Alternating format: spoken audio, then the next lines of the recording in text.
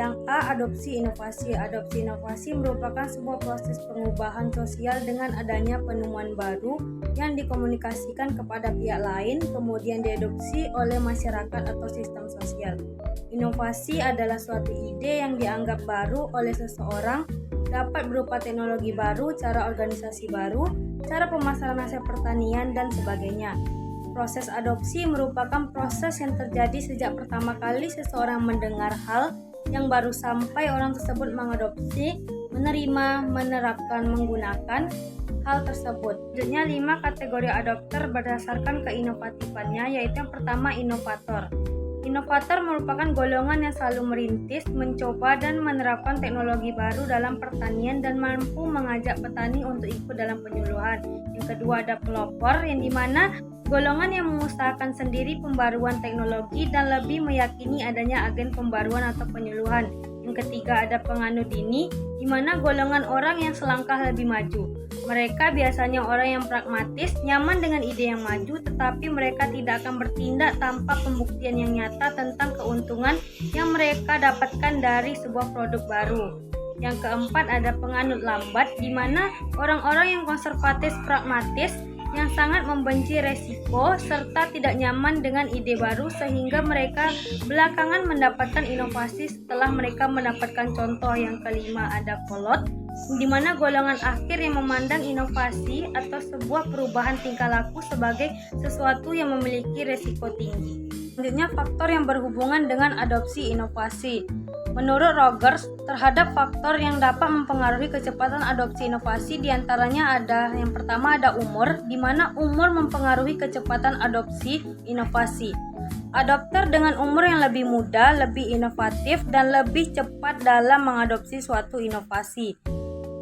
Umur merupakan faktor yang berpengaruh dalam kemampuan kerja sehingga dapat dijadikan tolak ukur dalam memiliki aktivitas seseorang. Yang kedua ada jumlah. Jumlah anggota keluarga yang ikut berpartisipasi juga berpengaruh secara signifikan terhadap kategori adopter. Hal ini dikarenakan pengambilan keputusan yang berkaitan dengan usaha tani bergantung kepada kepala keluarga. Semakin banyak anggota keluarga yang sudah dewasa serta terlibat dalam kegiatan, tidak selalu lambat dalam mengadopsi inovasi. Karena pengambilan keputusan utama adalah kepala keluarga sehingga tidak perlu terjadi kesepakatan yang lebih lama. Yang ketiga ada pendidikan, di mana tingkat pendidikan petani akan menunjukkan tingkat pengetahuan serta wawasan petani dan akan mempengaruhi penerapan suatu inovasi untuk meningkatkan usaha taninya. Yang kelima ada luas lahan usaha tani, di mana semakin luas lahan usaha tani, biasanya semakin cepat mengadopsi karena memiliki kemampuan ekonomi yang lebih baik. Petani dengan lahan yang luas akan berharap keuntungan yang besar sehingga resiko kegagalan juga besar dengan lebih serius dan aktif dalam mengusahakan usaha taninya. Yang kelima ada pendapatan, di mana dalam pendapatan usaha tani ada dua unsur yang digunakan, yaitu unsur penerimaan dan unsur pengeluaran dari usaha tani tersebut. Yang keenam ada lama berusaha tani. Lama bertani berhubungan dengan pengalaman petani yang dimilikinya. Lama berusaha tani dapat dijadikan bahan pertimbangan agar tidak terjadi kesalahan yang sama dalam usaha taninya. Proses adopsi dalam pembangunan masyarakat adalah proses yang melibatkan pengambilan keputusan bagi adopter atau petani untuk menerima, memahami, menghayati, dan menerapkan inovasi baru.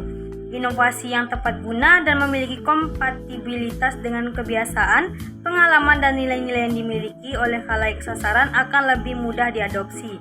Proses adopsi inovasi dapat berlangsung dengan cepat atau lambat, tergantung kepada proses perubahan perilaku yang diupayakan. Faktor-faktor yang mempengaruhi masyarakat dalam membuat keputusan untuk menerima atau menolak inovasi yang diperoleh antara lain komunikasi, ciri sistem sosial, kegiatan promosi atau penyuluhan, sumber informasi, faktor geografis, dan kemampuan berkomunikasi dengan baik. Kedua ada difusi inovasi. Yang A, pengertiannya, difusi inovasi merupakan teori yang membahas tentang bagaimana ide atau gagasan baru dan teknologi tersebar dalam suatu kebudayaan. Teori ini merupakan perpaduan dari kata difusi dan inovasi.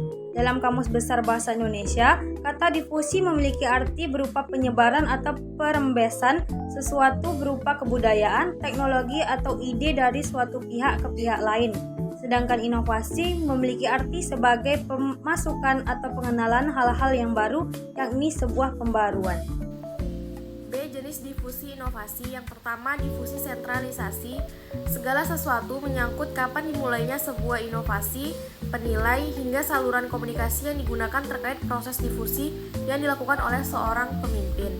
Selanjutnya ada difusi desentralisasi. Adalah sebagai proses difusi yang dilakukan oleh masyarakat yang bekerja sama dengan beberapa orang yang telah menerima sebuah inovasi. C. Karakteristik difusi inovasi. Yang pertama ada keuntungan relatif. Keuntungan relatif merupakan bagaimana sebuah inovasi baru dapat dikatakan lebih baik ataupun tidak lebih baik dari inovasi yang sebelumnya. Yang kedua itu ada kesesuaian.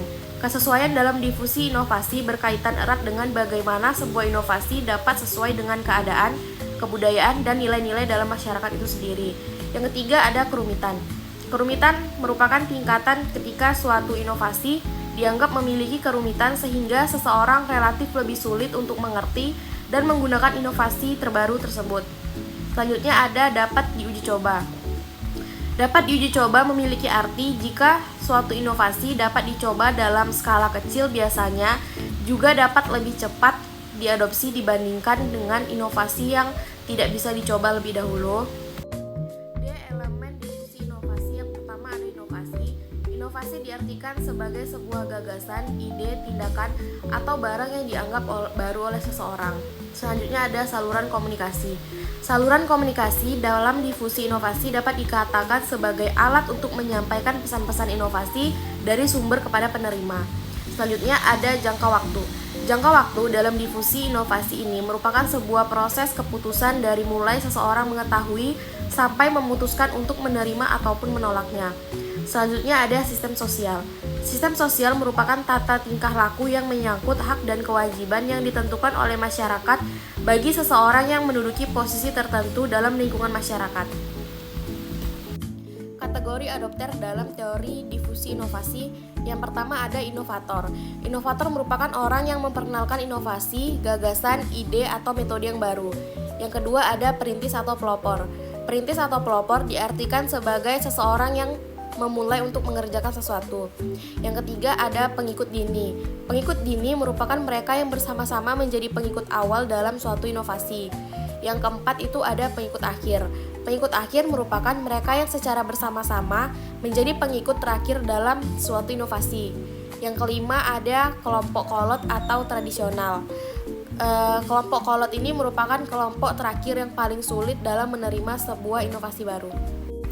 Melalui teori difusi inovasi, seseorang dapat mengetahui bagaimana sebuah inovasi dan hal baru dapat diterima ataupun ditolak oleh individu maupun kelompok sosial tertentu.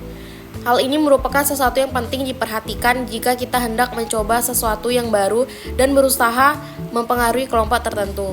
Suatu inovasi baru juga merupakan hal yang penting karena turut mempengaruhi kemajuan dalam kehidupan manusia maupun lingkungan masyarakat sekitar.